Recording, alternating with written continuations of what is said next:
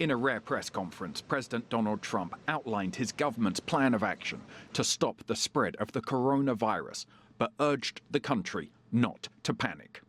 This comes as the first death in the US was confirmed in the state of Washington, one of a number of new cases along the West Coast, including the first case of a healthcare worker contracting the virus in the US.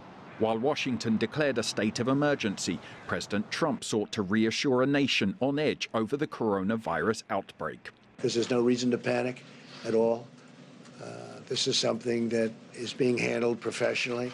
We're going to be in very good shape. You know, you're talking about 22 people right now in this whole very vast country. Under orders from the Coronavirus Task Force, the U.S. State Department issued a new advisory to citizens not to travel to parts of Italy and South Korea.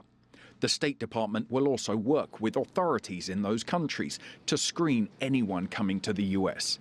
It will also bar all foreign nationals who visited Iran in the past 14 days.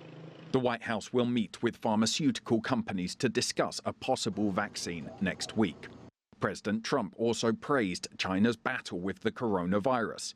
We've been in very close contact with China, including myself with President Xi. He very much wanted this to happen. He wanted this to get out and finished and be done. He's been working very, very hard, I can tell you that. He suggested that the virus had strengthened relations between the two countries, who are still in ongoing talks to finish a trade war agreement.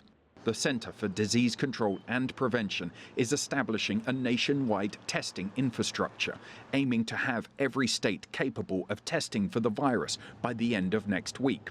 The White House and the National Academy of Sciences have created a committee of experts to help fight the coronavirus threat. The White House is expecting a supplemental funding bill from lawmakers next week to combat the virus outbreak. The funding bill is likely to be between $6 and $8 billion, roughly triple what the administration had asked for.